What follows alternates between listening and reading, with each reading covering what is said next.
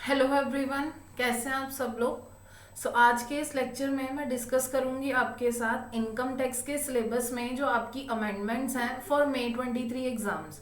तो सबसे पहले ये देखते हैं कि आपके कौन कौन से चैप्टर्स में अमेंडमेंट्स जो हैं वो इस बार आई हैं। ये मैंने लिस्ट ऑफ चैप्टर्स जितने भी आपका टोटल सिलेबस है इनकम टैक्स का वो मैंने यहाँ पर ले लिया है, और इसमें जो अमेंडमेंट आई है सबसे पहले बेसिक कॉन्सेप्ट्स में आई है। नेक्स्ट उसके बाद सैलरीज चैप्टर है, उसमें अमेंडमेंट है profits and gains of business and profession. इस चैप्टर में भी अमेंडमेंट है capital gains, other sources, income from other sources, deductions from gross total income, इसमें भी अमेंडमेंट है। डिडक्शन अंडर चैप्टर 6 से जो आप पढ़ते हो। Interest 234A, B and C, इसमें एक नया सेक्शन ऐड हुआ है 234H का। टीडीएस टीसीएस टॉपिक में भी आपकी अमेंडमेंट है, अगेन नया सेक्शन ऐड हुआ है सेक्शन 194R। और रिटर्न फाइलिंग आपके इसमें भी अमेंडमेंट आई है। एक एक करके डिस्कस करते हैं। वैसे तो आपका फर्स्ट टॉपिक जो आ रहा है वो आ रहा है बेसिक कॉन्सेप्ट्स, बट इसमें लाइट सी अमेंडमेंट्स हैं, ये मैं आपके साथ बाद में डिस्कस करूंगी। हम सबसे पहले जो स्टार्ट करेंगे वो करेंगे income under the head salaries में कवर होने वाली अमेंडमेंट्स। इसमें जो अमेंडमेंट आई है, first of all medical facility जो आप लोग एम्प्लॉयर एम्प्लॉय को प्रोवाइड करता है उसमें अमेंडमेंट है। अब मेडिकल फैसिलिटी में क्या था कि कुछ मेडिकल फैसिलिटीज जो एम्प्लॉयर एम्प्लॉय को देता है वो एग्जम्प्ट होती थी और कुछ टैक्सेबल होती थी। इसको हमने 2 पार्ट्स में पढ़ा था। कैसे कि मेडिकल इन फैसिलिटी जो कि एग्जम्प्ट है और मेडिकल फैसिलिटी जो कि टैक्सेबल है, and medical facility outside India. तो आउटसाइड इंडिया वाली जो मेडिकल फैसिलिटी है उसके बारे में हम लोग बाद में बात करेंगे इन लेक्चर। आज जो मैं बात करूंगी पहले आपके साथ मेडिकल फैसिलिटी इन इंडिया, इसमें 2 तरह की मेडिकल फैसिलिटी जो थी वो आपकी एग्जाम थी। अगर आप मेडिकल फैसिलिटी लेते हो एम्प्लॉयर से in an hospital maintained by the employer, या फिर आपने मेडिकल एक्सपेंडिचर किया है इन अ गवर्नमेंट और लोकल अथॉरिटी का हॉस्पिटल, या एनी अदर हॉस्पिटल जो कि अप्रूव्ड है गवर्नमेंट के द्वारा, तो अगर इन हॉस्पिटल्स में आपने क्या ली है, फैसिलिटी ली है, तो वो एग्जम्प्ट होती थी। लेकिन इसके साथ ही साथ एक यहाँ पर और क्लॉज जोड़ा गया।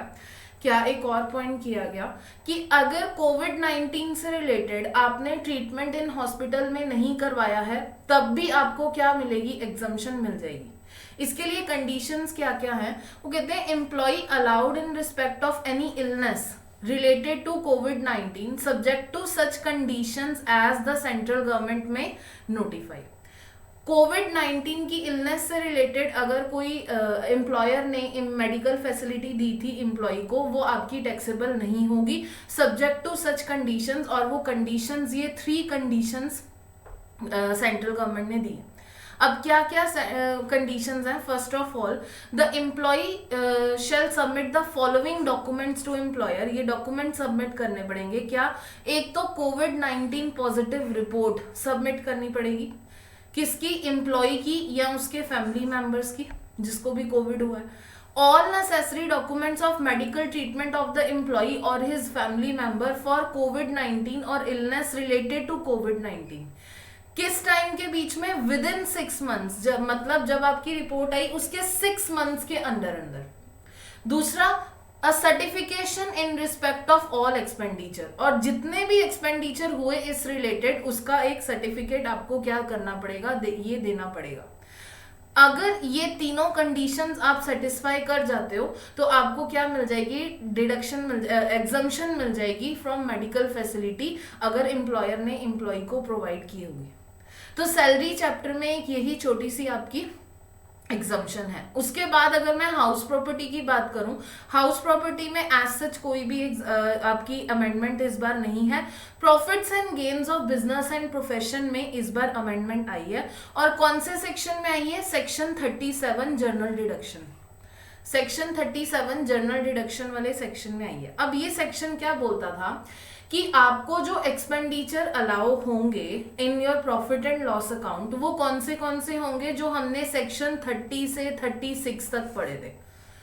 ठीक है, ये एक्सपेंसेस अलाउ होंगे। इसके अलावा सेक्शन 37 में कुछ और जर्नल डिडक्शंस भी अलाउ होती हैं। और वो क्या क्या जर्नल डिडक्शन थी? Any expenditure shall be allowed if the following condition are satisfied. क्या condition? Expenditure should be incurred wholly and exclusively for the business. तो एक्सपेंडिचर जो है वो बिजनेस या प्रोफेशन के लिए इनकर किया गया होना चाहिए। रेवेन्यू नेचर का एक्सपेंडिचर होना चाहिए, कैपिटल नेचर का एक्सपेंडिचर अलाउ नहीं है। एक्सपेंडिचर लीगल होना चाहिए। और यहां पर लीगल वर्ड को लेकर ही उन्होंने क्या कर दी, आपकी अमेंडमेंट कर दी। लीगल वर्ड को लेकर वो अमेंडमेंट क्या कहते हैं? मैम लीगल मतलब क्या? सिर्फ इंडियन लॉ के हिसाब से वो लीगल, मतलब अगर आउटसाइड इंडियन लॉ, अगर कोई और लॉ होगा इंडियन लॉ के अलावा, तो उसमें इलीगल खर्चा भी अलाउ हो जाएगा। तो इस तरह से तो यहाँ पर उन्होंने अमेंडमेंट किया, इस पॉइंट को अमेंड किया और उन्होंने कहा following expenses treated as illegal and not allowed as deduction.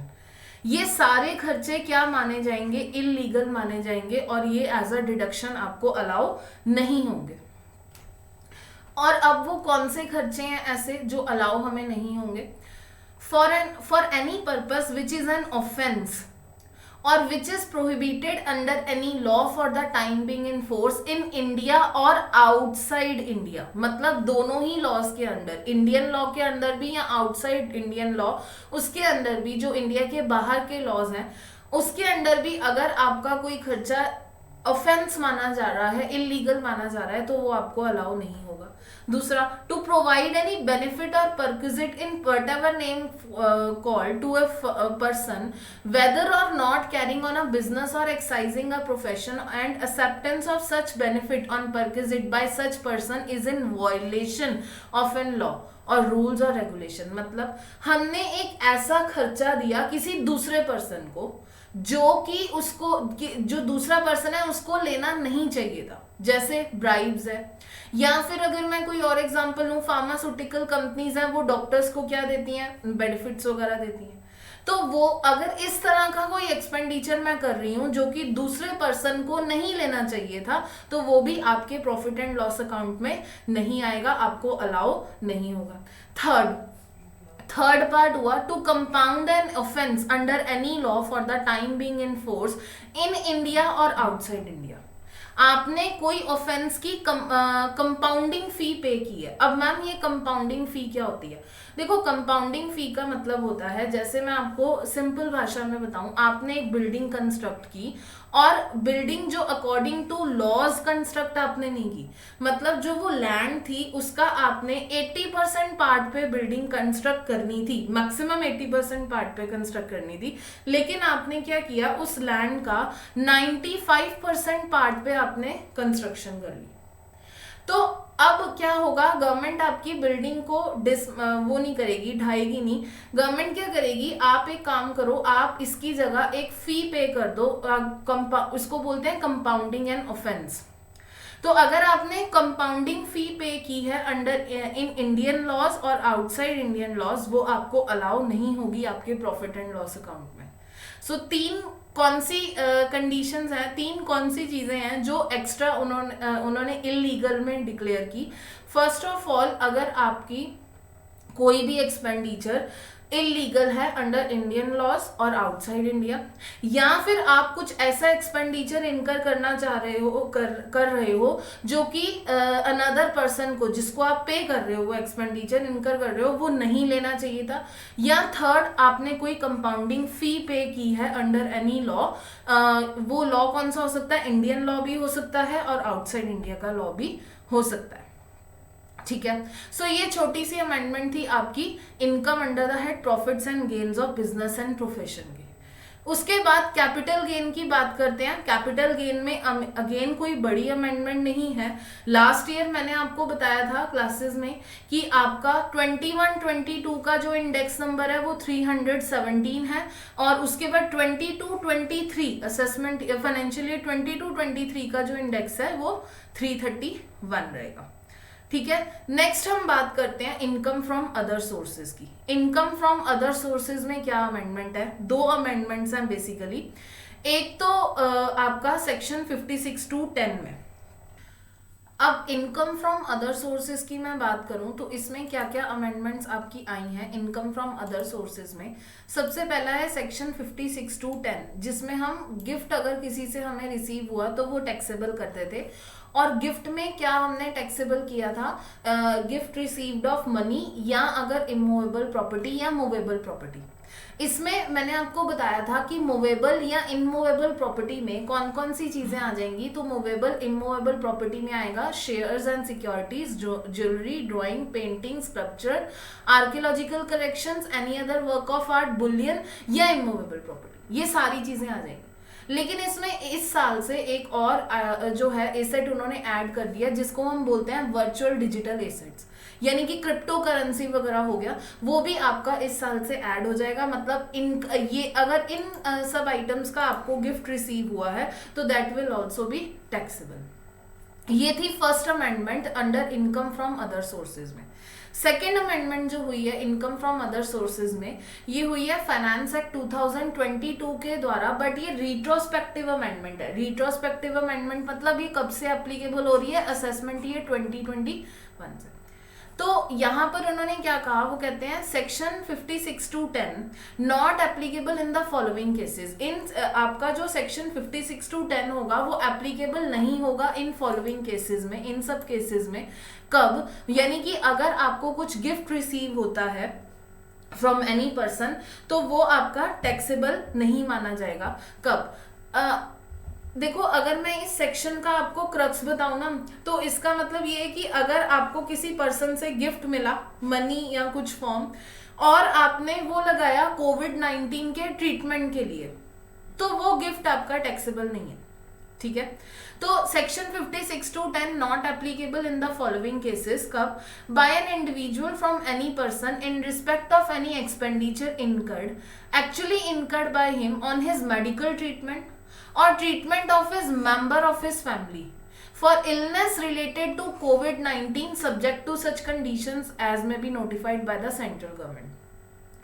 तो अगर एक पर्सन को, एक इंडिविजुअल को कुछ अमाउंट रिसीव होता है और वो जो उसको अमाउंट रिसीव हुआ उसने क्या किया, वो एक्सपेंडिचर, वो अमाउंट जो है वो उसने खर्च किया कोविड-19 के ट्रीटमेंट के लिए। किसके ट्रीटमेंट के लिए, या अपने लिए या अपनी फैमिली मेंबर्स के लिए, तो वो क्या होगा, वो टैक्सेबल नहीं होगा, वो आपका सेक्शन 56 टू 10 अट्रैक्ट नहीं करेगा। अब बात यहाँ पर ये आती है, मैम फैमिली का मीनिंग क्या हुआ।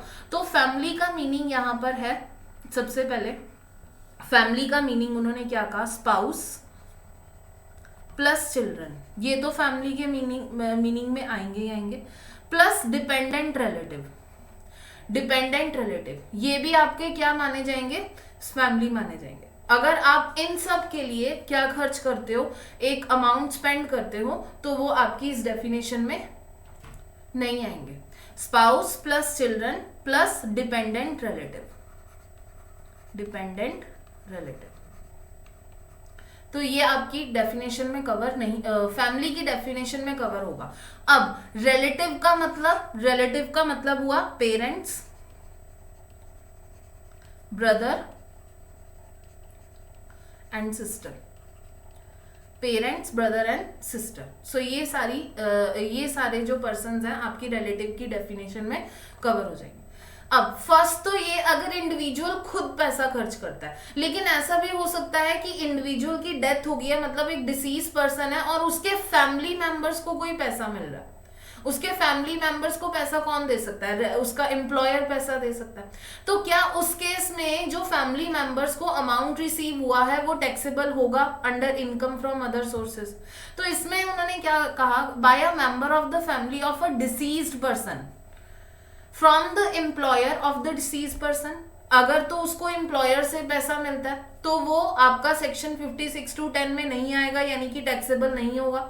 और दूसरा, फ्रॉम अदर पर्सन या एम्प्लॉयर के अलावा किसी और पर्सन से पैसा मिलता है और वो सम कितना है, 10 लाख तक का सम है। अगर 10 लाख से ज्यादा का सम होगा तो टैक्सेबल हो जाएगा। हाँ, अब उन्होंने यहाँ पे कंडीशन क्या डाली, where the cause of death of such person is illness related to कोविड-19। कोविड-19 की वजह से उस डिसीज पर्सन की डेथ होनी चाहिए जिसके फैमिली मेंबर्स को पैसा मिला है, कहाँ से, या एम्प्लॉयर से या अदर पर्सन से। और जो पेमेंट की गई है वो कब की गई है, payment is received within 12 months from the date of death और subject to such conditions as provided by the central government. और वो कंडीशंस कौन सी हैं, ये फर्स्ट 2 कंडीशंस है। क्या क्या conditions the sorry, so conditions are first, the death of the individual should be within 6 months from the date of testing positive or from the date of being clinically determined as COVID-19। so within 6 months के अंदर अंदर अगर death हो जाती है उस disease person की और उस डिसीज पर्सन के फैमिली मेंबर्स को कोई अमाउंट मिल रहा है तो वो टैक्सेबल नहीं होगा। Next, the family member of the individual shell keep a record, उन्होंने ये फॉलोइंग डॉक्यूमेंट्स का रिकॉर्ड अपने पास मेंटेन करना है। क्या, एक तो कोविड-19 पॉजिटिव रिपोर्ट उस इंडिविजुअल की, दूसरा मेडिकल रिपोर्ट और death certificate of by a medical practitioner जिसमें ये मेंशन होना चाहिए कि जो कॉज ऑफ डेथ है वो क्या है, कोविड-19 है। Third, statement of any sum received, अब जो उस डिसीज पर्सन के फैमिली मेंबर्स को सम रिसीव हुआ है, statement of any sum received by the member of the family of a disease person from the employer, ये भी क्या रखना पड़ेगा, ये स्टेटमेंट का रिकॉर्ड भी उन लोगों को रखना पड़ेगा। तो इनकम फ्रॉम अदर सोर्सेज की जो अमेंडमेंट्स हैं उसको मैं क्रक्स में कहूँ तो first of all section 56 to 10 में जो आप लोग एसेट्स पढ़ते थे उसमें एक नया एसेट ऐड हो गया, क्या, वर्चुअल डिजिटल एसेट्स। और दूसरा आपका अमेंडमेंट आई एक finance act 2022 with respect from assessment year 2021। इसमें उन्होंने क्या कहा, इसमें उन्होंने ये कहा कि अगर किसी इंडिविजुअल को कोई अमाउंट रिसीव होता है और वो जो अमाउंट खर्च करता है वो कोविड-19 के लिए खर्च करता है, कोविड का इलाज कराने के लिए खर्च करता है, तो वो 56 to 10 के वो जो अमाउंट रिसीव हुआ है एज अ गिफ्ट वो उसको 56 to 10 के अंडर नहीं आएगा। दूसरा, या फिर अगर किसी डिसीज पर्सन को जिसकी डेथ हो चुकी है उनके फैमिली मेंबर्स को कोई अमाउंट रिसीव होता है, किसके द्वारा, या तो एम्प्लॉयर के द्वारा या कोई और पर्सन, कोई any other person, but other person के केस में याद रखना लिमिट है 10 लाख की और वो टैक्सेबल नहीं होगा। कंडीशंस क्या हैं कि फर्स्ट ऑफ ऑल उनके फैमिली मेंबर्स को ये डॉक्यूमेंट्स जो है वो मेंटेन करने पड़ेंगे। क्या, एक तो कोविड-19 पॉजिटिव रिपोर्ट, डेथ सर्टिफिकेट जिसमें ये मेंशन होना चाहिए मेडिकल प्रैक्टिशनर या गवर्नमेंट के द्वारा या सिविल रजिस्ट्रेशन ऑफिस से जो भी उसको डेथ सर्टिफिकेट उस इंडिविजुअल डिसीज पर्सन का डेथ सर्टिफिकेट इशू हुआ है उसमें ये मेंशन होना चाहिए जो कॉज ऑफ डेथ है वो कोविड-19 है।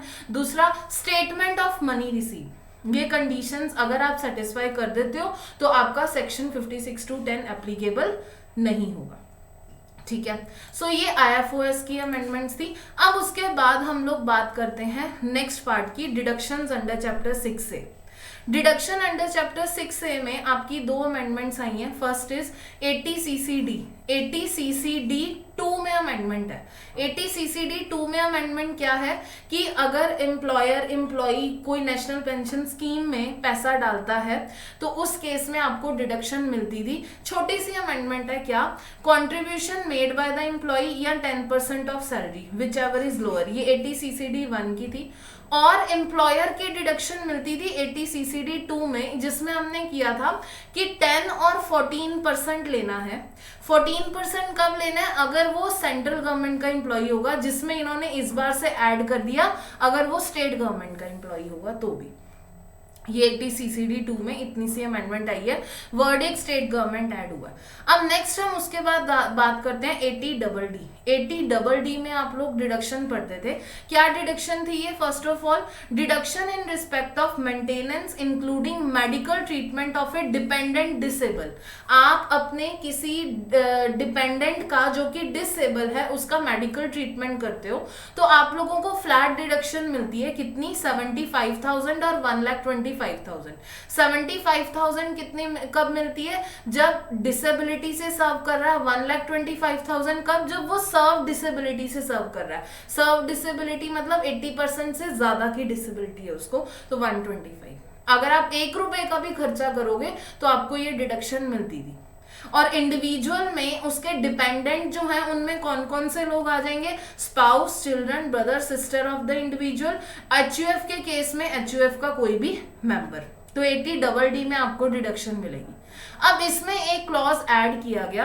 क्या क्लॉज ऐड कर दिया गया? Under this section deduction will be reversed. आपको डिडक्शन रिवर्स करनी पड़ेगी। कब? If dependent handicap relative received annuity before the death of the assessee और before the attaining age of 60 years. मतलब देखो, दो चीजों पर आपको ये, दो सर्कमस्टांसेस में आपको ये डिडक्शन रिवर्स करनी पड़ेगी। कब? सॉरी, दो सर्कमस्टांसेस में। कब? जब रिलेटिव डिपेंडेंट जो रिलेटिव है उसको एन्युटी रिसीव हो गई है, ठीक है, असेसी की डेथ से पहले, या फिर असेसी ने 60 ईयर्स की एज जो है वो ले ली है, ठीक है, 60 ईयर्स की एज बिफोर, और before attaining the age of 60 years of the assessee. So again मैं यहाँ पर आपको एक बार दोबारा से बताती हूँ क्या है कि under this section deduction will be reverse. Deduction आपको रिवर्स करनी पड़ेगी। कब? जो हैंडीकैप रिलेटिव है जिसके अगेंस्ट मैं डिडक्शन ले रही हूँ, जिसके लिए मैं डिडक्शन ले रही हूँ, उसको एन्युटी रिसीव हो जाती है। कब? Death of the assessee, assessee की डेथ से पहले, या फिर एन्युटी रिसीव होती है 60 years of assessee, 60 years assessee की एज के 60 इयर्स कंप्लीट होने से पहले। मतलब अगर वो डिपेंडेंट रिलेटिव को एन्युटी मिलेगी असेसी के 60 इयर्स की एज कंप्लीट करने के बाद, तो उस केस में आपका वो जो डिडक्शन है वो रिवर्स नहीं होगा। तो देखो 80 की जो डिडक्शन थी वो क्या थी कि आप लोग कुछ खर्चा करते हो, किसके लिए? डिपेंडेंट रिलेटिव के लिए, या फिर जो कि डिसेबल है, या फिर LIC में, UTI में कुछ पैसा जमा करते हो अपने डिपेंडेंट रिलेटिव के लिए।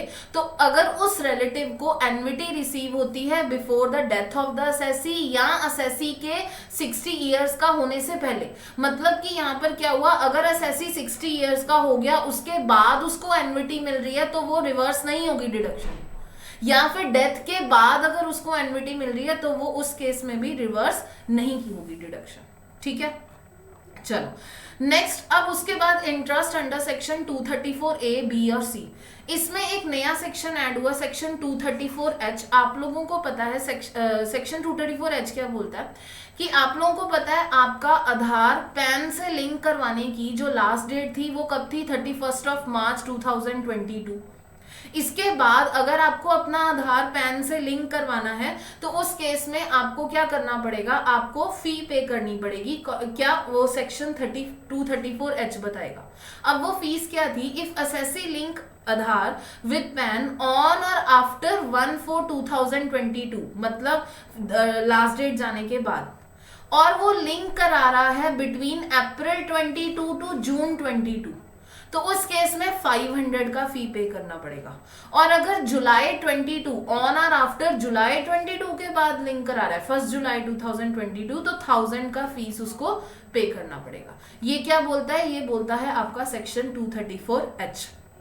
Interest under section 234A, B और C में यही अमेंडमेंट है। अब उसके बाद हम लोग रिटर्न फाइलिंग की बात करते हैं। तो जो आपका लास्ट चैप्टर है रिटर्न फाइलिंग का, उसमें मैंने आपको बताया था कि सेक्शन 139(1) में कौन कौन से ऐसे पर्सन्स हैं जिनको रिटर्न फाइलिंग करना कंपलसरी है। इसमें हमने कुछ पढ़े थे पॉइंट्स, क्या जिसका ट्रैवल एक्सपेंडिचर जो है वो 2 लाख से ज़्यादा का है।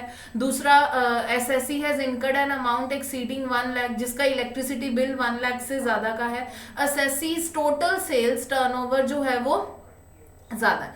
अब इस केस में उन्होंने कहा, एक पॉइंट उन्होंने यहाँ पर और ऐड किया, और वो पॉइंट क्या है? वो कहते हैं assessee has deposited an aggregate amount exceeding 1 crore in 1 और मोर ऑफ करंट अकाउंट्स, ठीक है, मेंटेन्ड विद द बैंक। तो उस केस में अगर आपने करंट अकाउंट में 1 करोड़ से ज्यादा का डिपॉजिट कराया है तो आपको रिटर्न फाइल करना कंपलसरी होगा। और अ कोऑपरेटिव बैंक और डिपॉजिटेड 50 लाख इन 1 और more of saving bank account, तो उस केस में भी आपको रिटर्न फाइल करना कंपलसरी होगा। नेक्स्ट, असेसीज एग्रीगेट, जो असेसी का एग्रीगेट TDS या TCS है, जो उसने टैक्स डिडक्ट किया है या टैक्स कलेक्ट किया है, वो 25,000 से ज्यादा का है। और सीनियर सिटीजन के केस में ये लिमिट 50,000 से ज्यादा की है, tax deducted, assessee's aggregate TDS TCS जो है वो 25,000 से ज्यादा का है एसएससी का, तो उस केस में उसको रिटर्न फाइलिंग करना कंपलसरी होगा। ठीक है, अब एक तो ये अमेंडमेंट है रिटर्न फाइलिंग में। दूसरा अमेंडमेंट है आपका यहाँ पर if assessee link Aadhaar with the PAN on और आफ्टर, ये कौन सा सेक्शन है, सेक्शन 139AA आधार नंबर। ठीक है, अब इसमें उन्होंने क्या कहा, if assessee link Aadhaar with the PAN on और after 1/4/2022 then he is required to pay fee as per section 234H। मैंने आपको बताया कि अगर आप 31 मार्च 2022 के बाद अगर आप अपना आधार पैन से लिंक करवाते हो तो आपको क्या करना पड़ेगा, आपको फी पे करनी पड़ेगी 500 या 1000। अगर जुलाई के बाद करवाओगे तो 1000 है, 1 जुलाई के बाद करवाओगे, अगर 1 जुलाई से पहले ही करवा लिया तो 500 है। As per this section, if assessee fails to link till 31st March, तो हमने क्या पढ़ा था, आपका पैन क्या हो जाएगा, इनऑपरेटिव हो जाएगा, है ना, अगर असेसी ने लिंक नहीं करवाया। तो मैम अगर इनऑपरेटिव होगा पैन तो इसका मतलब कि वो प्रोविजंस भी अट्रैक्ट होने शुरू हो जाएंगे जिसमें हमने पढ़ा था consequences of not coating pan number, वो प्रोविजन, क्योंकि पैन तो हमारा इनऑपरेटिव है ना, तो इसके लिए गवर्नमेंट ने आपको 1 साल का टाइम दे दिया। गवर्नमेंट कहती है कि ऑल्दो अगर आप 31 मार्च 2022 के बाद पैन आधार पैन से लिंक नहीं करवाते हो तो पैन इनऑपरेटिव होगा, बट सीबीडीटी ने ये क्लैरिफाई किया, CBDT negative consequences of not quoting और not furnishing PAN shall be applicable from 1 April 2023 से, मतलब 1 साल का आपको बीच में रिलैक्सेशन दे दी कि आप इस 1 साल में अपना आधार पैन फीस पे करके लिंक करवा लो, वरना आपको consequences of not coating pan वो भी लग जाएंगे। ठीक है, सो एक तो ये अमेंडमेंट आया रिटर्न फाइलिंग में। नेक्स्ट अमेंडमेंट आया है अपडेटेड रिटर्न का। अब ये जो अपडेटेड रिटर्न का अमेंडमेंट है ना, ये मैं आप लोगों का लास्ट में लूंगी, अपडेटेड रिटर्न है क्या। इसके बाद हम लोग चलते हैं नेक्स्ट अगले सेक्शन पे, सेक्शन 194R। सेक्शन 194R का अमेंडमेंट है टीडीएस टीसीएस टॉपिक्स में। अब टीडीएस टीसीएस टॉपिक में क्या अमेंडमेंट है, ये देखो, एक नया सेक्शन ऐड हुआ है from finance act 2022 with respect from 1 July 2022। अब एक बात मैं यहाँ पर आपको क्लियर कर दूं कि आपके मॉड्यूल में जो आपको स्टडी मटेरियल इशू किया गया है मई 23 का सॉरी, उसमें ना सिर्फ ये सेक्शन दिया हुआ है, लेकिन ओरिजिनली जो अमेंडमेंट हुई है ना, उसमें अमेंडमेंट के साथ सेक्शन के साथ गवर्नमेंट ने ये गाइडलाइंस भी इशू की हैं, सीबीडीटी की कुछ गाइडलाइंस हैं, ये आपको आपके स्टडी मटेरियल में नहीं मिलेंगी। तो अगर आपको ये गाइडलाइंस आई एम श्योर कि इंस्टीट्यूट आरटीपी के थ्रू इशू करेगा जो आपके रिवीजन टेस्ट पेपर्स आते हैं, दैट्स वाई मैंने यहीं पर इसको कंसीडर कर लिया। ठीक है, चलो अब सबसे पहले पढ़ते हैं कि सेक्शन 194R है क्या। Added by finance act 2022 with respect from 1 July 2022। सबसे पहले किस बात की पेमेंट कर रहे हो आप जिसकी वजह से आपको टीडीएस डिडक्ट करना पड़ेगा। एनी पेमेंट, एनी बेनिफिट और perquisite whether converted into money और नॉट अराइजिंग फ्रॉम बिजनेस और प्रोफेशन। अगर किसी भी तरह की पेमेंट अराइज हो रही है बिजनेस या प्रोफेशन, पेयर कौन है, any person in other than individual और एचयूएफ। लेकिन इंडिविजुअल और एचयूएफ कौन से इंक्लूड किए गए, जिनका टर्नओवर 1 करोड़ से ज्यादा का है या ग्रॉस रिसीट्स 50 लाख से ज्यादा का है। कौन से, जिनको वो टैक्स ऑडिट वाले 44AB वाले। ठीक है, ये जो 1 करोड़ 50 लाख की लिमिट पढ़ते हो वही पढ़ते हो ना। अब पेई कौन है, रेजिडेंट पर्सन है, मतलब अगर आप कुछ भी पेमेंट कर रहे हो। अब यहाँ पर हमने क्या पढ़ा कि आपको कोई पेमेंट मिला है, अगर आपने किसी को कोई पेमेंट दी है किस फॉर्म में, तो आपको क्या करना पड़ेगा, टीडीएस डिडक्ट करना पड़ेगा। अब यहाँ पर आप एक बात समझो कि ये जो पेमेंट है वो किस फॉर्म में होना चाहिए, ये पेमेंट किसी बेनिफिट या परक्विजिट की फॉर्म में होना चाहिए, तभी आपको जो है वो टीडीएस डिडक्ट करना है। बेनिफिट या परक्विजिट कैसे, अब जैसे एक बिजनेस है, उसने अपने सप्लायर्स को जो उसने अपने कस्टमर्स हैं, जो आगे डीलर्स हैं उस बिजनेस के, कंपनी के, उसने क्या किया, उसने डीलर्स ने सेल्स ज्यादा की, तो उनको उनको इंसेंटिव दिया। इंसेंटिव किस फॉर्म में दिया? इंसेंटिव मॉनिटरी फॉर्म में भी हो सकता है, नॉन मॉनिटरी फॉर्म में, मतलब उनको कुछ ना कुछ बेनिफिट हुआ ना, परक्विजिट हुआ। जैसे फार्मास्यूटिकल कंपनीज डॉक्टर्स को क्या देती हैं? फ्री सैंपल्स देती हैं। तो उस केस में अगर कोई बेनिफिट या परक्विजिट दिया जा रहा है किस पर्सन के द्वारा? एनी पर्सन, लेकिन इंडिविजुअल और एचयूएफ को छोड़कर। इंडिविजुअल और एचयूएफ सिर्फ कौन से वाले इंक्लूड होंगे? जिनका टर्नओवर 1 करोड़ से ज्यादा है या ग्रॉस रिसीट 50 लाख से ज्यादा है, और वो किसी रेजिडेंट पर्सन को वो बेनिफिट या परक्विजिट दे रहे हैं, तो उनको 10% के रेट से टीडीएस डिडक्ट करना होगा। अब इसके रिलेटेड कुछ एडिशनल पॉइंट्स हैं, और वो एडिशनल पॉइंट्स क्या कहते हैं? वो कहते हैं no TDS if the amount of benefit और परक्विजिट जो प्रोवाइड किया है वो 20,000 तक का है, तो आपको टीडीएस डिडक्ट करने की जरूरत नहीं है। मैम, जो बेनिफिट हम दे रहे हैं वो सिर्फ कैश में ही हो सकता है, मतलब वो अगर काइंड में हुआ तो उस केस में क्या होगा? वो कहते हैं इफ द बेनिफिट और perquisite is Holi in kind, मतलब वो पूरा पूरा काइंड में है, कैश में नहीं है, नॉन मॉनिटरी फॉर्म में है, या पार्टली काइंड में है और पार्टली कैश में है, और कैश कंसीडरेशन वाला जो पार्ट है, कैश बेनिफिट वाला जो पार्ट है, वो कम है आपका टीडीएस डिडक्ट करने के लिए। ठीक है, जैसे मैं यहां पर लूं, आपने एक कंपनी है, उसने अपने डीलर को 10,000 का इंसेंटिव कैश में दिया, प्लस उसने पे किया 1,40,000। ठीक है, 1,40,000, मतलब टोटल बेनिफिट कितना आया? 1,50,000 का, और 1,50,000 का 10% 15,000 का टीडीएस डिडक्ट होना था, बट कैश पेमेंट तो सिर्फ 10,000 की है। तो उस केस में क्या होगा? तो यहाँ पर वो वही कहते हैं, वो कहते हैं and the cash balance is not sufficient enough to meet TDS liabilities. तो उसने क्या करना है? Then payer shall release the benefit, वो जो ये बेनिफिट है जो भी कैश या काइंड का, वो तभी रिलीज करेगा only after ensuring the tax is paid on such benefit. वो टैक्स पे हो गया। मैम, वो टैक्स किसके द्वारा पे होना चाहिए? क्योंकि कैश तो सफिशिएंट है नहीं। तो ये तीनों, गवर्नमेंट को देखो अपने टैक्स से मतलब है, टैक्स किसके द्वारा होना चाहिए? He has collected the amount equivalent to TDS. उसने क्या किया? जो 5,000 शॉर्ट पड़ रहा था वो अमाउंट कलेक्ट कर लिया, किससे? पेई से, या फिर उसने खुद की पॉकेट से टीडीएस पे कर दिया। He insists the pay to make TDS amount from the pay and submit the proof, और इसका उसने प्रूफ भी सबमिट कर दिया है। इन केसेस में क्या होगा? टीडीएस लायबिलिटी पे हुई मानी जाएगी।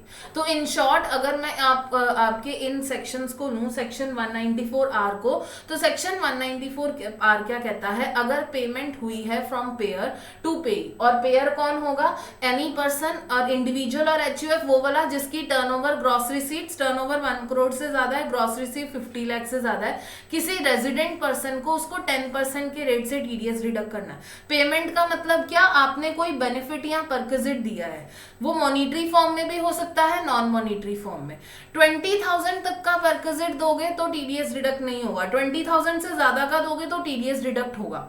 और दूसरी बात, वो जो बेनिफिट या परक्विजिट है वो अगर पूरा कैश में नहीं है, इन काइंड है कुछ पार्ट, या in kind totally he non monetary form में है, तो आपने ये इंश्योर कर लेना है बेनिफिट रिलीज करने से पहले कि आपके पास टीडीएस वाला अमाउंट कलेक्ट हो गया है।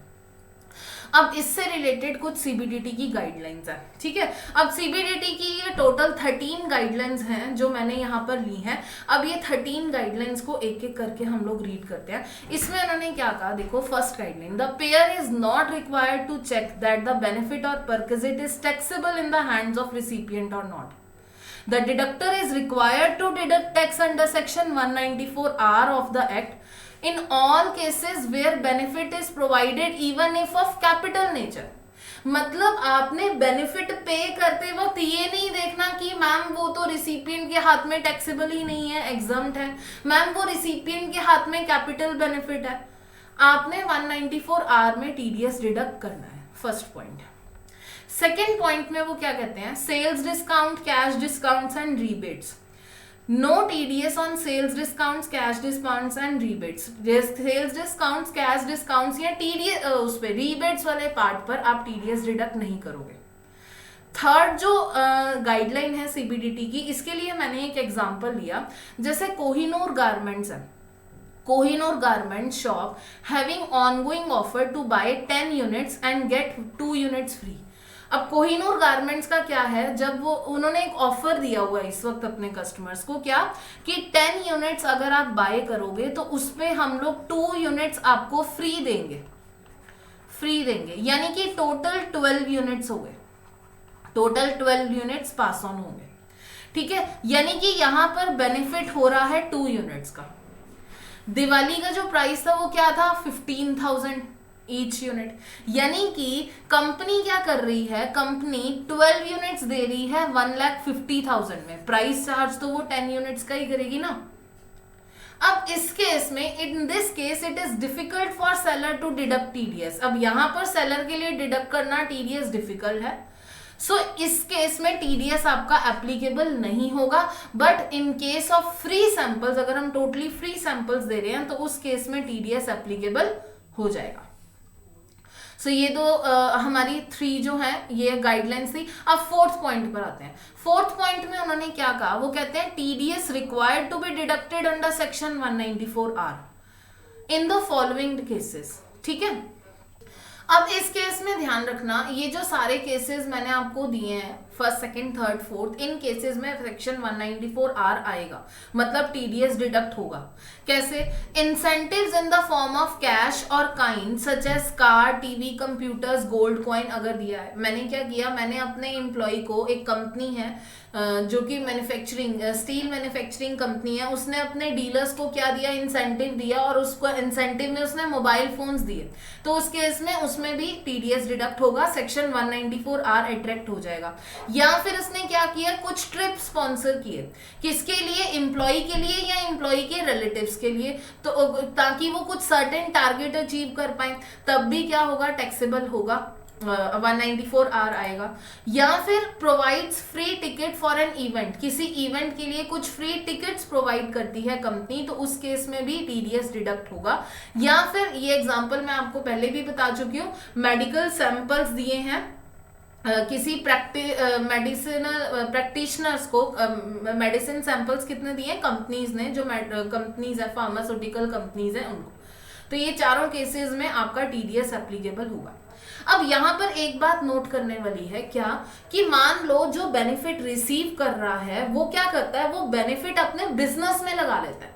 मान लो एक कंपनी है, वो किसी डीलर को क्या देती है, कैश पेमेंट देती है, और वो कैश पेमेंट में क्या किया, उसने कैश पेमेंट नहीं, कोई एसेट देती है, तो एसेट उसने क्या किया, वो उसने अपने बिजनेस में यूज कर लिया। तो क्या मैम, जो रिसीवर एसेट रिसीव कर रहा है वो डेप्रिसिएशन क्लेम कर सकता है? अगर वो डेप्रिसिएशन अंडर सेक्शन 32 क्लेम कर सकता है तो वो किस वैल्यू पे, उसकी एक्चुअल कॉस्ट क्या लेंगे? वो कहते हैं if receiver use such asset for his business और प्रोफेशन, तो जो एक्चुअल कॉस्ट ऑफ एसेट माना जाएगा वो क्या माना जाएगा, actual cost of asset shall be fair market value on which he is already paid taxes. मतलब जो फेयर मार्केट वैल्यू जिसपे उसका टीडीएस डिडक्ट हुआ है ना, उस पे वो क्या करेगा, डेप्रिसिएशन क्लेम कर लेगा। ठीक है, अब देखो नेक्स्ट है सिचुएशन 1, एग्जांपल है 3 सिचुएशंस मैंने लिए हैं यहाँ पर। सिचुएशन 1 क्या है, सिप्ला लिमिटेड है, provided free sample worth ₹50,000 to doctor बिन who is employee of major Bharati hospital Mumbai. Doctor बिन मेजर भारती हॉस्पिटल का एम्प्लॉय है, उसको फ्री सैंपल दिए हैं किसने, सिप्ला लिमिटेड ने। इन दिस बेनिफिट और perquisite is provided to doctor on account of being employ. देखो जो बेनिफिट जा रहा है वो डायरेक्टली डॉक्टर बिन को जा रहा है, एम्प्लॉय को जा रहा है, लेकिन जो टीडीएस डिडक्ट करेगी सिप्ला लिमिटेड, वो किसका डिडक्ट करेगी, हॉस्पिटल का। क्यों? क्योंकि डॉक्टर बिन इंडिविजुअल प्रैक्टिशनर नहीं है, वो क्या है, वो एम्प्लॉय है हॉस्पिटल का। तो दैट्स वाई सेक्शन 194R के अंडर जो टीडीएस डिडक्ट होगा वो किसका डिडक्ट होगा, हॉस्पिटल का। हाँ, हॉस्पिटल में आगे अगर ये परक्विजिट और डॉक्टर बिन को ऑफर हुई है तो हॉस्पिटल में सब्सिक्वेंटली ट्रीट द बेनिफिट और परक्विजिट अंडर सेक्शन 192। सेक्शन 192 किसका था, सैलरी का, जिसमें सैलरी का टीडीएस डिडक्ट होता है। तो एक बार दोबारा से सिचुएशन देखो। सिप्ला लिमिटेड ने क्या किया, सिप्ला लिमिटेड ने डॉक्टर बिन को एक बेनिफिट दिया है, फ्री सैंपल्स दिए हैं, और डॉक्टर बिन किसका एम्प्लॉई है, डॉक्टर बिन एम्प्लॉई है भारतीय हॉस्पिटल्स का। तो इस केस में देखा जाए डायरेक्टली डॉक्टर बिन को बेनिफिट मिल रहा है, तो मेजर्स भारती जो है सिप्ला लिमिटेड जो है वो टीडीएस किसका डिडक्ट करेगी, भारतीय हॉस्पिटल्स का। हाँ, हॉस्पिटल्स आगे अगर बेनिफिट लें उसको सेक्शन 192 में सैलरीज में ले सकते हैं। अब सिचुएशन 2 है। सिचुएशन 2 क्या है, suppose in the above situation doctor bin is a consultant, मतलब वो एम्प्लॉई ना होकर कंसल्टेंट है। तो इस केस में जो सिप्ला लिमिटेड डिडक्ट करेगी टीडीएस वो हॉस्पिटल का डिडक्ट करेगी, and hospital will deduct TDS under section 194R, मतलब 2 बार होगा। पहले क्या करेगी, सिप्ला लिमिटेड ने हॉस्पिटल का टीडीएस डिडक्ट किया अगर वो कंसल्टेंट है तो, और फिर हॉस्पिटल टीडीएस डिडक्ट करेगा डॉक्टर बिन का 194R में। दोनों ही टीडीएस 194R में डिडक्ट होंगे, बट ये डायरेक्टली भी हो सकता है, मतलब सिप्ला लिमिटेड डायरेक्टली डॉक्टर बिन का टीडीएस भी डिडक्ट कर सकती है सेक्शन 194R में। अब नेक्स्ट बात करते हैं सिचुएशन 3 की। तो सिचुएशन 3 क्या है, TDS under section 194R shall not apply if the benefit और perquisite is being provided to government entity. ठीक है, तो अगर गवर्नमेंट एंटिटी को मैंने बेनिफिट दिया है तो उसका टीडीएस डिडक्ट नहीं करेंगे। नॉट कैरिंग ऑन बिजनेस और प्रोफेशन। अब नेक्स्ट हम लोग बात करते हैं calculation of value of perquisite और बेनिफिट। मैम जो इन काइंड वाला परक्विजिट है उसकी कैलकुलेशन को, कैश वाला तो आप लोगों को मिल जाएगा, मतलब जितना कैश पे किया, लेकिन अगर इन काइंड दिया है तो उसका प्राइस क्या रहेगा, कैसे कैलकुलेट करेंगे वैल्यू ऑफ परक्विजिट। तो उस केस में उन्होंने क्या कहा, वो कहते हैं provider has purchase the benefit. अच्छा, अगर वो खुद परचेज कर रहा है बेनिफिट, मतलब कंपनी ने मोबाइल फोन्स खरीदे फिर अपने डीलर्स को दिया, तो उस केस में जितना परचेज प्राइस है। अगर मान लो वो कंपनी ही मोबाइल मैन्युफैक्चरिंग कंपनी है तो जितना प्राइस वो अपने कस्टमर्स को चार्ज करती है, मतलब अगर वो खुद मैन्युफैक्चर कर रही है वो बेनिफिट। दूसरा, इन एनी अदर केस, अगर ये दोनों ही केसेस नहीं आ रहे तो आपने फेयर मार्केट वैल्यू ले लेनी है। ठीक है, नोट। अब देखो एक बात यहां पर देना, परचेज प्राइस में कंपनी ने जीएसटी भी तो पे किया होगा, तो क्या वो जीएसटी भी इंक्लूड होगा for the purpose of calculation of TDS. तो यहां पर उन्होंने सीबीडीटी ने क्लैरिफाई किया कि GST will not be included for the purpose of valuation of TDS. TDS calculate करने के लिए जीएसटी आपका इंक्लूड नहीं होगा। अब नेक्स्ट हम लोग बात करते हैं 7th पॉइंट की। तो 7th पॉइंट में अगेन मैंने एक एग्जांपल लिया है। क्या, XYZ प्राइवेट लिमिटेड कंपनी है, 24 अप्रैल 2022 को हैड गिवन अ फोन जिसकी वैल्यू 16,000 है, किसको, मिस्टर गौरव को, जो कि एक सोशल मीडिया इन्फ्लुएंसर है। बहुत सारी कंपनीज अपने प्रोडक्ट्स को प्रमोट करने के लिए इन सोशल मीडिया इन्फ्लुएंसर को क्या पे करती है, बेनिफिट्स वगैरह देती है। फर्दर 16 अक्टूबर 2020 को मिस्टर गौरव को, यहाँ आशीष आ गया, मिस्टर गौरव को उसने क्या दिया, एक और बेनिफिट दिया, कितने का, 18,000 का, मतलब 2 हो गए, 24 अप्रैल को और 16 अक्टूबर को, कितने का, 16,000 का और 18,000 का। अब इस केस में 2 सिचुएशन हो सकती हैं। मिस्टर गौरव ने क्या किया, मिस्टर गौरव ने वो प्रोडक्ट रख लिया, तो उस केस में अगर मिस्टर गौरव ने वो प्रोडक्ट रख लिया, मतलब वो बेनिफिट कंज्यूम कर लिया, तो आपका टीडीएस एप्लीकेबल हो जाएगा और 194R में टीडीएस डिडक्ट होगा। या फिर कंपनी को उसने रिटर्न कर दिया, तो उस केस में टीडीएस एप्लीकेबल नहीं होगा। कंपनी ने प्रमोशन के लिए प्रोडक्ट दिया था, जब प्रमोशन खत्म हो गया तो वो प्रोडक्ट वापस ले लिया, अब वो बेनिफिट वापस ले लिया ना, तो वो बेनिफिट तो माना ही नहीं गया, दैट्स व्हाई 194R में टीडीएस डिडक्ट नहीं होगा। अब अगर हम ये अज्यूम कर लेते हैं कि मिस्टर गौरव ने वो प्रोडक्ट रख लिया, तो उस केस में उसकी वैल्यू क्या लेंगे हम। देखो 2 गिफ्ट दिए हैं, कौन के, एक तो अप्रैल में और एक अक्टूबर में, और ये सेक्शन कब से एप्लीकेबल हुआ है, ये सेक्शन एप्लीकेबल हुआ है जुलाई 2022 से। तो इस केस में जो टीडीएस डिडक्ट होगा, ऑल्दो देखो जो टोटल बेनिफिट है वो कितना है, 16 + 18 34,000 का, लेकिन जो टीडीएस लगेगा वो किस पे लगेगा, 18,000 का 10% 1800 पे टीडीएस डिडक्ट होगा। 7th point. अब नेक्स्ट हम लोग बात करते हैं 8th पॉइंट की। 8th पॉइंट में क्या कहते हैं, AB and Associates, auditor of BB Limited, goes to client's place for audit. जिसमें ट्रेवलिंग एक्सपेंडिचर जो है, जो कि क्लाइंट को इनवॉइस नहीं किया गया है, बेसिकली एबी एसोसिएट ऑडिटर है बीबी लिमिटेड का, वो उसके क्लाइंट पर जाता है ऑडिट पर्पस के लिए, और invoicing 32,000 are paid by the client. In this case, BB Limited required to deduct TDS under section 194R, क्योंकि एक उसको बेनिफिट मिला है कितना, 32,000 का 10%. अच्छा, रिक्वायरमेंट कब होगी? जब क्लाइंट ने ये खर्चा बोन नहीं किया, या इनवॉइस जो था वो क्लाइंट के नाम पर था और एक्सपेंसेस जो हैं वो उसने रीएम्बर्स किए हैं. तो दैट्स वाई अगर जो ऑडिटर्स हैं वो एक्सपेंसेस ले ही नहीं रहे हैं, वो जस्ट रीएम्बर्स हो रहे हैं उनको एक्सपेंसेस, तो वो बेनिफिट नहीं माना जाएगा, वो क्लाइंट का ही डायरेक्टली क्या होगा, डिडक्ट होगा. ठीक है. अब नेक्स्ट उसके बाद, if out of pocket expenses are already paid and part of the consideration and TDS deducted under section 194OJ on total, then TDS applicable on 194R on out of pocket expenses reimbursed by the client. तो TD अगर आपका 194J में आप already TDS deduct कर चुके हो professional fees का, इन auditors का, तो 194R में दोबारा डिडक्ट करने की जरूरत नहीं है. Next, 9th point, the expenditure relating to dealer or business conference would not be considered as benefit. वो बेनिफिट या परक्विजिट नहीं माना जाएगा. अच्छा, अगर बेनिफिट या परक्विजिट नहीं माना गया, इसका मतलब 194 नहीं आर नहीं आएगा. कब? जब कंपनी किसी न्यू प्रोडक्ट के लॉन्च पर कोई बेनिफिट दे रही है, तब अपने डीलर्स को कोई बेनिफिट देती है न्यू प्रोडक्ट के लॉन्च पर, या discussion as to how the product is better than others, इसमें अगर वो कोई बेनिफिट दे रही है, तब क्या होगा, वो 194R में टीडीएस डिडक्ट नहीं करेगा.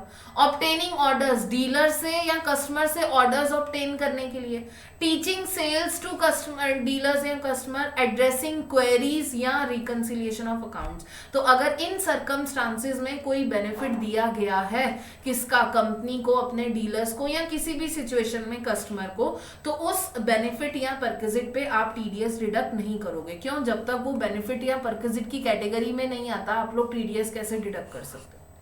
ठीक है ना. चलो, in the following case expenditure on dealer or business conference would be treated as benefit or perquisite. अब किन किन केसेस में बेनिफिट और परक्विजिट माना जाएगा? ठीक है. अब इसमें किन केस, कौन कौन से केसेस हैं? तो फर्स्ट केस है expenditure attributable to leisure trips और लेयर component even if it is incidental. आपने कुछ लेजर ट्रिप दिया है अपने डीलर को, अगर वो इंसिडेंटल भी है बिजनेस टू द डीलर और बिजनेस, तब भी. या फिर expenditure incurred for family members accompanying the post attending dealer business conference. Business conference के बाद आपने क्या किया, उसके बाद भी अगर फैमिली मेंबर्स वहां स्टे कर रहे हैं. Expenditure on participation of dealer और business conference for days which are on account of prior stay. या तो कॉन्फ्रेंस से पहले आप स्टे करने दे रहे हो उनको, या कॉन्फ्रेंस के बाद over stay beyond the date of conference. ठीक है. तो उस केस में मतलब एक मान लो कंपनी है, वो अपने डीलर्स की कॉन्फ्रेंस करती है न्यूयॉर्क में, और आपने क्या किया, डीलर्स को कॉन्फ्रेंस है आपकी, लेट्स से सपोज करो 10th of Feb को. ठीक है. और कंपनी ने क्या किया, उनके फैमिली मेंबर्स को या डीलर्स को या बिजनेस को भेज दिया 5th Feb को ही. 5th Feb को ही भेज दिया कि आप लोग जाओ कॉन्फ्रेंस के लिए जाओ. मतलब बेनिफिट दिया जा रहा है यहाँ पे कॉन्फ्रेंस की शक्ल में. ठीक है ना. या फिर कॉन्फ्रेंस की डेट के बाद, कॉन्फ्रेंस हो गई 10th Feb को, डीलर्स को अलाउ कर दिया कि आप यहाँ न्यूयॉर्क में 15th Feb तक रह सकते हो. तो उस केस में कॉन्फ्रेंस से पहले या कॉन्फ्रेंस के बाद अगर ऐसा कुछ बेनिफिट दिया जा रहा है, तो वो भी टैक्सेबल होगा, 194R आएगा. लेकिन इसमें कौन से दिन आपने इंक्लूड नहीं करने हैं. However a day immediately prior to actual start of conference. मतलब 10th Feb से पहले 9th Feb तो ऑब्वियसली बंदा जाएगा ही जाएगा ना. इतना सिर्फ 10th Feb को तो इतना रिस्ट्रिक्ट नहीं किया. और दूसरा, day immediately following the actual date, मतलब 10th के बाद 11th वाला दिन इसमें काउंट नहीं होगा. ठीक है. अब नेक्स्ट 11th पॉइंट है, 11, 12 एंड 13. इसमें क्या कहते हैं, वो कहते हैं इन केस ऑफ वेवर और settlement of loan by schedule bank. तो क्या वो भी बेनिफिट माना जाएगा? Cooperative bank, PFI, NBFC, NBFO, SFC, ये सब क्या है, वो वेव करते हैं वेव करते हैं। इन लॉन्ग टर्म लोन और asset reconstruction company is not treated as benefit और परक्विजिट, वो बेनिफिट या परक्विजिट नहीं माना जाएगा, यानी कि टीडीएस एप्लीकेबल नहीं होगा। Embassy, high commission, legation, commission, consulate and trade representation of foreign state not required to deduct TDS, उनको टीडीएस डिडक्ट करने की जरूरत नहीं है। TDS under section 194R in case of bonus share, bonus share भी तो एक तरह से बेनिफिट ही है, कंपनी क्या देती है, फ्री के शेयर्स देती है अपने शेयर होल्डर्स को, तो वो भी आपका बेनिफिट या परक्विजिट नहीं माना जाएगा अंडर सेक्शन 194R, और सेक्शन 194 एप्लीकेबल इन पे नहीं होगा, वो आउट ऑफ द स्कोप रखे गए हैं इन सेक्शंस के। तो ये आपका सारा सेक्शन 194R का प्रोविजन था। इसको एक बार मैं कंक्लूड करूं तो यही होगा कि अगर कोई भी पर्सन, एनी पर्सन कोई बेनिफिट या परक्विजिट देता है किसी रेजिडेंट पे ही को, तो उसको 10% के रेट से टीडीएस डिडक्ट करना पड़ेगा। टीडीएस कब डिडक्ट नहीं होगा, जब आपकी पेमेंट 20,000 से कम की है, या और दूसरा पॉइंट, अगर टीडीएस आपका नॉन मॉनिटरी फॉर्म में है या कुछ पार्ट मॉनिटरी है कुछ पार्ट नॉन मॉनिटरी है, तो उसमें आपने ये इंश्योर कर लेना है कि आप पेई से टीडीएस अमाउंट रिसीव कर लो। अगर आपने पेई से टीडीएस अमाउंट रिसीव नहीं किया तो आपको खुद की पॉकेट से, पेयर को खुद की पॉकेट से टीडीएस पे करना पड़ेगा। सीबीडीटी गाइडलाइंस का मैंने आपको बता दिया कि ये अभी इंस्टीट्यूट ने आपके मॉड्यूल में नहीं दी है, बट आई एम श्योर कि इंस्टीट्यूट आरटीपी के थ्रू क्या करेगा इसको, या स्टैच्यूटरी जो अपडेट आती है उसके थ्रू इंक्लूड करेगा। ये आपकी अमेंडमेंट्स थी।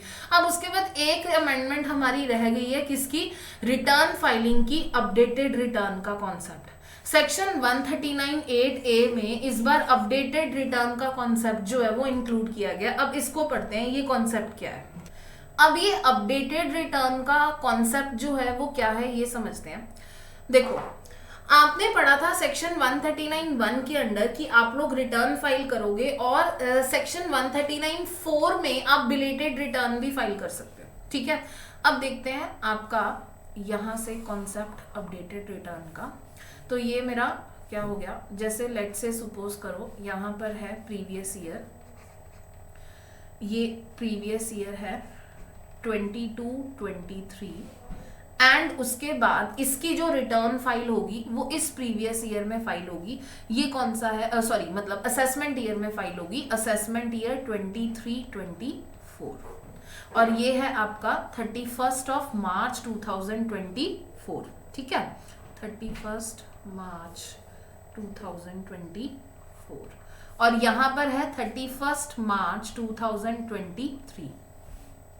तो नॉर्मल प्रोविजन के हिसाब से जो आपका प्रीवियस ईयर 22-23 की रिटर्न फाइल आपने करनी है वो आप कब करोगे, असेसमेंट ईयर 23-24 में, जब ईयर खत्म हो जाएगा ऑब्वियस। अब अगर हम लेके चलें, जो हमारा प्रोविजन था वो क्या कहता था कि आपने यहाँ पर रिटर्न फाइल करनी है, मतलब सेक्शन 139(1) आपको क्या बोलता था कि जो आपकी रिटर्न फाइलिंग की ड्यू डेट्स होंगी वो क्या होंगी, वो या तो होंगी 31 जुलाई, अगर आप सिंपल हो, अगर आप ऑडिट वाले एसएससी हो तो 31 अक्टूबर, ये मैंने आपको रिटर्न फाइलिंग चैप्टर में अच्छी तरह से एक्सप्लेन किया हुआ है, या 30th नवंबर अगर ट्रांसफर प्राइसिंग प्रोविजंस लग रहे हैं तो। ये आपकी तीनों क्या थी, ये आपकी ड्यू डेट्स थी रिटर्न की सेक्शन 139(1) के अंदर, ठीक है, ये आपकी तीनों डेट्स थी। अब उसके बाद मान लो सेक्शन 139(1) में आपने नॉर्मल रिटर्न फाइल नहीं की, तो आपको गवर्नमेंट एक अपॉर्चुनिटी देती है कि आप बिलेटेड रिटर्न फाइल कर सकते हो। और बिलेटेड रिटर्न आपने कब फाइल करनी है, जो आपका असेसमेंट ईयर है, जिस असेसमेंट ईयर में आपने रिटर्न फाइल करनी थी उसके एंड से 3 मंथ्स पहले तक, यही पढ़ा था हमने, जो असेसमेंट ईयर में आपने रिटर्न फाइल करनी थी उसके एंड से 3 मंथ्स पहले। तो यानी कि मैं ये देखूं, जो आप सेक्शन 139(4) में, सेक्शन 139(4) में बिलेटेड रिटर्न फाइल करते थे, वो कब तक करते थे, 31 दिसंबर 2023 तक। सॉरी, अब ये क्या थी, आपकी रिटर्न फाइलिंग की डेट थी, ठीक है। तो ये किसके प्रोविजन थे, ये आपके प्रोविजन थे बिलेटेड रिटर्न के, ठीक है, बिलेटेड रिटर्न। तो अब तक क्या होता था, अगर बिलेटेड रिटर्न की डेट निकल गई तो उसके बाद आप लोग रिटर्न फाइल नहीं कर सकते। सो अगेन एक बार मैं बताती हूँ, प्रीवियस ईयर 22-23 चल रहा है, इसकी जो रिटर्न फाइल होगी असेसमेंट ईयर 23-24 में होगी। दो सेक्शंस के अंडर हो सकती है, या तो 139(1) के under normal original return file कर दो, उसकी ड्यू डेट्स थी 31 जुलाई, 31 अक्टूबर या 30 नवंबर, या फिर आप क्या करो, बिलेटेड रिटर्न फाइल कर दो अगर आपकी ड्यू डेट निकल चुकी है, कब तक, जो एंड आ रहा है असेसमेंट ईयर का उसके 3 मंथ्स पहले, यानी कि 31 दिसंबर 2023 तक। ठीक है, अब यहां पर इस बार गवर्नमेंट एक नया कॉन्सेप्ट लेकर आई जिसको मैं बोलती हूं अपडेटेड रिटर्न, सेक्शन 139(8)(a) के अंडर। अब ये कॉन्सेप्ट क्या बोलता है कि जो आपका असेसमेंट ईयर है ना, उसके एंड से अगले 2 सालों तक, यानी कि मैं बात करूं 31 मार्च 2026 तक आप लोग रिटर्न फाइल कर सकते हो। 31 मार्च 2026 तक आप लोग रिटर्न फाइल कर सकते हो, मतलब बिलेटेड रिटर्न की डेट के बाद भी आप लोग रिटर्न फाइल कर सकते हो। बट ये रिटर्न क्या आपको गवर्नमेंट फ्री में फाइल करने को दे देगी? The answer is no. इसके लिए गवर्नमेंट कुछ तो अमाउंट चार्ज करेगी ना, और वो जो अमाउंट चार्ज होगा वो कितना होगा? If you file your return after your ending assessment year, मतलब असेसमेंट ईयर एंड होने के बाद 1 साल के अंदर अंदर फाइल कर देते हो, मतलब आप अपनी रिटर्न फाइल कर देते हो 31 मार्च 2025 तक। ठीक है, तो उस केस में आपने क्या पे करना है? यहां पर गवर्नमेंट को आपने पे करना है टैक्स, प्लस उस पे ऐड क्या होगा? इंटरेस्ट का अमाउंट, और ये आपका टोटल टैक्स बनेगा। ठीक है, आपका टोटल टैक्स बनेगा। अब इस अमाउंट के अलावा आपको एडिशनल 25% भी पे करना होगा, एडिशनल 25% भी पे करना होगा if you want to file your return after belated return की ड्यू डेट के बाद। और ये 25% कब तक रहेगा? 1 ईयर के अंदर, मतलब बिलेटेड रिटर्न का जो ईयर एंड है, असेसमेंट ईयर एंड होने के 1 साल के अंदर आपने क्या कर दी? रिटर्न फाइल कर दी। लेकिन अगर मान लो आपने 1 साल के अंदर भी रिटर्न फाइल नहीं की, आपने सेकेंड ईयर में जाके, मतलब 31 मार्च 2025 में जाके आपने रिटर्न फाइल की सेकेंड ईयर में, तो उस केस में क्या होगा? उस केस में आपको टैक्स पे करना है। तो यहां पर सेकेंड ईयर में आपने जाके क्या की? रिटर्न दी सेकेंड ईयर में। तो उस केस में अब आपका जो यहां पर क्या होगा? अगेन टैक्स पे होगा कुछ अमाउंट, फिर उसके बाद उस पे इंटरेस्ट आप लोग पे करोगे, कुछ अमाउंट का इंटरेस्ट पे करोगे, और ये टोटल आपका टैक्स आ जाएगा। अब इस टोटल टैक्स में आपने क्या ऐड कर देना है? एडिशनल 25% ऐड नहीं करना, अब 50% ऐड कर देना है। आपको कुछ तो पेनल्टी लगाएगी ना गवर्नमेंट, तो एडिशनल 50% ऐड कर देना है। यही कॉन्सेप्ट है आपका अपडेटेड रिटर्न का। और जो आपको एमसीक्यू आएंगे, मुझे लगता है इंस्टीट्यूट आपका या तो इसमें 3-4 मार्क्स का क्वेश्चन पूछेगा केस स्टडी बेस्ड या एमसीक्यू पूछेगा। देखो, तो अगेन जो कॉन्सेप्ट है अपडेटेड रिटर्न का, वो क्या है कॉन्सेप्ट? आपका प्रीवियस ईयर चल रहा था 2022-23, इसकी जो आप लोग रिटर्न फाइल करते हो वो कब करते हो? असेसमेंट ईयर 23-24 में। अगर आप within due dates return file करते हो तो 139(1) के अंडर आपकी ड्यू डेट्स क्या है? 31 जुलाई, 31 अक्टूबर या 30 नवंबर, ये 3 में से कोई भी आपकी ड्यू डेट्स होंगी एज पर योर सिचुएशन, जो भी आपको एप्लीकेबल हो रही है। अब अगर आपने इन ड्यू डेट्स के अंडर अपनी रिटर्न फाइल नहीं की, तो आप 31 मार्च 2024 से पहले, मतलब असेसमेंट ईयर एंड होने से 3 मंथ पहले 31 दिसंबर तक बिलेटेड रिटर्न फाइल कर सकते हो सेक्शन 139(4) के अंडर। अब अगर मान लो आपने बिलेटेड रिटर्न भी फाइल नहीं की, तो एक कॉन्सेप्ट आया अपडेटेड रिटर्न का। अपडेटेड रिटर्न में आप असेसमेंट ईयर एंड होने के 2 साल बाद तक रिटर्न फाइल कर सकते हो, लेकिन अगर आप with in 1 year return file कर सकते हो, मतलब यहाँ असेसमेंट ईयर के एंड से विद इन 1 ईयर तक रिटर्न फाइल कर देते हो, तो आपको टोटल टैक्स पे एडिशनल 25% पे करना पड़ेगा, और अगर सेकेंड ईयर में पे करते हो तो एडिशनल 50% पे करना पड़ेगा। ये कॉन्सेप्ट है अपडेटेड रिटर्न का। तो अब देखो इसमें गवर्नमेंट क्या कहती है। Option to file updated return of income. Any person may furnish an updated return of his income or the income of any other person in respect of which he is assessable. मतलब clubbing हो रही है. For the previous year relating to the assessment year at any time within 24 months. 24 months के अंदर 2 साल. From the end of the relevant assessment year. और ये relevant assessment year कौन सा, जिसमें आपने रिटर्न फाइल करनी थी. This is irrespective of the whether or not he has furnished return under section 139(1), या उसने बिलेटेड रिटर्न दी है या नहीं दी, या उसने रिवाइज रिटर्न दी है या नहीं दी फॉर दैट असेसमेंट ईयर. ठीक है, यानी कि अगर मैं बात करूं असेसमेंट ईयर 23-24 की अपडेटेड रिटर्न आप लोग कब तक फाइल कर सकते हो, 31 मार्च 2026 तक. लेकिन कुछ केसेस में आपके अपडेटेड रिटर्न के प्रोविजंस एप्लीकेबल नहीं होंगे. क्या? Non applicability of the provisions of updated return. क्या? द प्रोविजन कौन से the provision of updated return not apply if the updated return of such person for that assessment year is a loss return. मतलब आप loss claim नहीं कर सकते उस return में. ठीक है. दूसरा, has the effect of decreasing total tax liability. आपने लॉस तो क्लेम नहीं किया बट अपडेटेड रिटर्न के थ्रू आप अपनी टैक्स लायबिलिटी रिड्यूस करना चाहते हो. ठीक है, on the basis of furnish return. मतलब आपने पहले रिटर्न फर्निश की थी सेक्शन 139(1), 4 या 5 के अंडर, और अब आप क्या करना चाहते हो, अपनी टैक्स लायबिलिटी रिड्यूस करना चाहते हो अपडेटेड रिटर्न फाइल करके, तो प्रोविजंस आपको नहीं एप्लीकेबल होंगे. नेक्स्ट, रिजल्ट्स इन रिफंड और इंक्रीजेस द रिफंड ड्यू. या तो आपका रिफंड आ रहा है, पहले रिटर्न में रिफंड नहीं आ रहा था, अब रिफंड बनाने की कोशिश कर रहे हो आप अपडेटेड रिटर्न में, या फिर अपना रिफंड जो ड्यू था वो इंक्रीज करने की कोशिश कर रहे हो as compare to the return filed under this section. Circumstances in which updated return cannot be furnished. तो कब नहीं फर्निश कर सकते? No updated return can be furnished by any person for the relevant assessment year where a updated return has been furnished by him under this section for the relevant assessment year और any of the preceding assessment और reassessment और recomputation और revision of income is pending. जिसके पहले years की revision of income या reassessment जो है वो पेंडिंग है, उस केस में आप लोग अपडेटेड रिटर्न फाइल नहीं कर पाओगे.